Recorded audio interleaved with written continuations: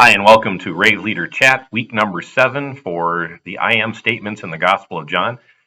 Just a reminder, we've taken these out of order to coincide with Easter. So this week we are looking at John chapter 11, verses 17 and following, Jesus saying, I am the resurrection and the life.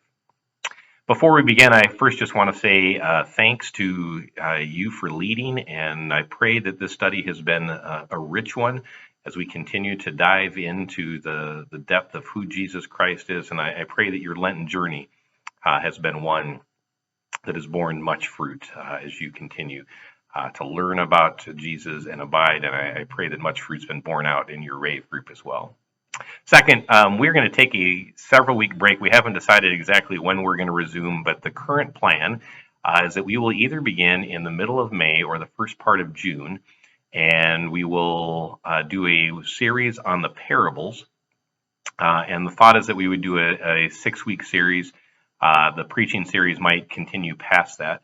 But I want to invite your group to mix it up in the break.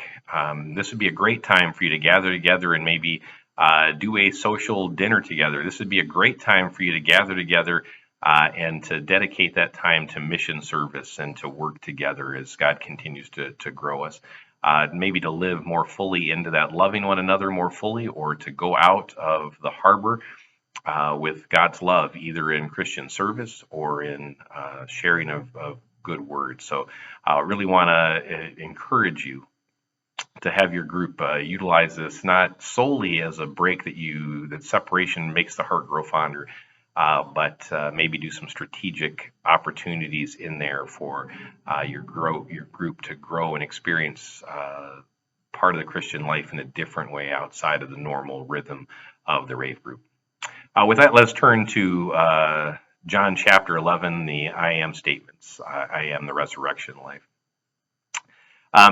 This one, much like Jesus saying, I am the bread of life, occurs from a specific need that arises.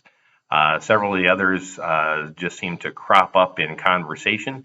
But here, this one really comes out of a place that many of us have walked. And one of the great opportunities that we have is to really sort of understand Jesus' approach to death.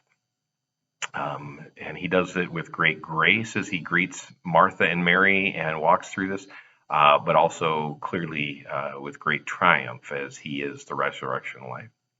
So we pick up the account in verse 17, but we understand that Lazarus has been sick and Jesus is delayed. And we also hear in chapter 11, verse 16, that Thomas is concerned about going, but we're going to go with him because we're faithful, but we may die with him. And that really represents the tension and the plotting against Jesus. And that's why in verse 18, it says that Bethany is just a little less than 2 miles away. What's sort of being said is he's dangerously close to Jerusalem and to those that are trying to plot against him.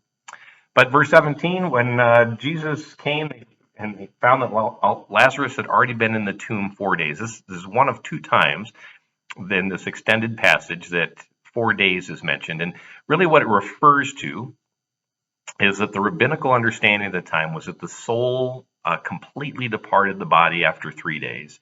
That after 3 days, the soul had left, and so there was no possibility of being raised up again. And so, or resuscitation, I guess is a better way to say it. So you've got that in verse 18, and then in verse 19, you have this other information given, and it's our initial read is different than what it really represents. Many Jews had come to Martha and Mary to console them. We tend to read that a lot of their Jewish friends came. Well, that is true. But by this time, there was a sort of a very more formal way that you did grief and that you did funeral. And so you would hire musicians and singers, and you would have this whole thing. And since Mary and Martha likely were people of some means, you would have a good deal of folks there. And so you're going to see that replicated a couple times in this passage. And so Martha goes out. He hears in verse 20, she hears that Jesus is coming, so she goes out to meet him while Mary stayed home. And then in verse 21, this passage really begins to take on the fullness of what Jesus is teaching and who Jesus is. Martha says, Lord, if you had been here, my brother would not have died. The last question in the study guide is a great one about, at various points, what does Martha know and what doesn't she know? And I will include a couple additional questions in the email that accompanies this video for your group to wrestle with as well. But it's an interesting thing. Notice what she calls him. She calls him Lord, which is the sort of the address of authority and respect. But she also acknowledges that had you had the ability to be here and he would not have died. And so she's wrestling with that grief. And then but still has confidence. She has concern that Jesus could have been here earlier, but she has confidence that even now, I know that whatever you ask from God, God will give you. Jesus says, your brother will be raised again. And then Martha instantly goes, and this is another place for that Martha understanding. What does she hear Jesus say, and what does she think about it? She says, yeah, I know that he's going to be raised on the last day, and they're in the final judgment.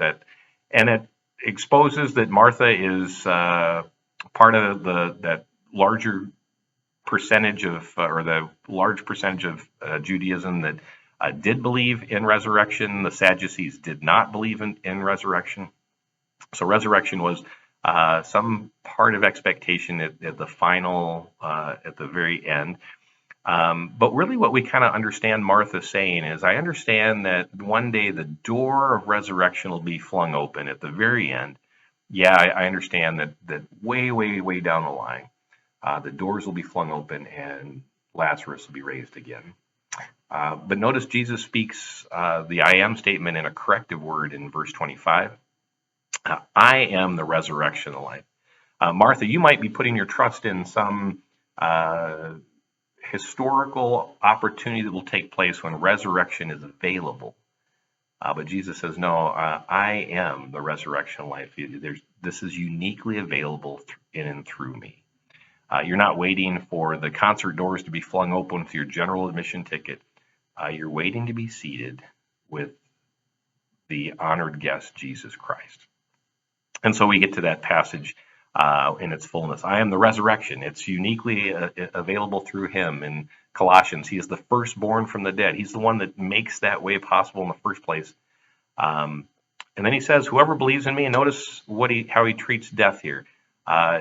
Physical death will take place. Even though they die, they shall live. So the resurrection doesn't wipe away our understanding of physical death, but it does change what it really means. And then he says, everyone who lives and believes in me shall never die. And then he asks, do you believe this? And that's really the question. What we're called to do, and what the book, the I Am book, really does a good job of, is to remind us that we do not believe in the conceptual resurrection. We believe in Jesus Christ, who is the resurrection and the life. And so that's a great place for us to wrestle with. Some good questions are, what is Jesus saying? How does Martha understand it? And how does that do to our understanding? As you also think about this passage, I want you to think about how Jesus handles those that grieve. We're just on the cusp of Easter, and many of us take a very victorious approach, as we should, to Easter conquering death. But to those that grief is very fresh with, we can learn a lot from this passage. Because both in verse 21, Martha says, Lord, if you'd been here, he would not have died eventually. In verse 32, Mary's going to say the same thing. And notice that Jesus does not critique them. In fact, he joins them in their grief. He cared for them deeply, and he weeps. Jesus knows the fullness of resurrection. He knows he's going to resuscitate Lazarus now, but he knows at the end he will be resurrected as well. But he doesn't dismiss their grief. It's a wonderful reminder of 1 Thessalonians 4:13 that we grieve. It's not unfaithful to grieve, but we grieve as those who have hope, and that hope is in Jesus Christ, the resurrection and the life. So if we were to continue on in verse 28, the teacher has arrived. So now Mary goes out, and then uh, is Jesus is not there yet. The guests, all those people that had gathered, that Mary and Martha, some of them that they've hired, are wondering where she went. She must have gone to the tomb. She has her own encounter with Jesus, where she declares that she wishes he'd been there. Jesus, it says he's deeply moved, and then Jesus weeps. And then in verse 38, we get to the actual tomb, and the proper way to understand what takes place with Lazarus is resuscitation. Um, Resurrection is to eternal life. And what takes place here is that Jesus raises Lazarus from the dead to display the power that he has over death that will be fully displayed through the resurrection. And so it is can be valuable to walk through. Notice what Jesus prays. He just gives God thanks that he's heard him. He doesn't necessarily pray for him to be raised. And he talks about the very public way he's doing this so that people will see God's power over death, so that when the resurrection does take place in full, they will know that this is what he's talking about. And so he just commands Lazarus come out, and Lazarus comes out. So again, I'll add some additional questions. Great passage to think and walk through. Another great question is, what is the role of belief in all of this, and where the focus of our belief is? I pray that your group will have a wonderful conversation on the other side of our Easter celebration. I pray that God would continue to write his word richly, and that you would know, and that your group would know, that Jesus Christ is the resurrection life. Take care, and God bless.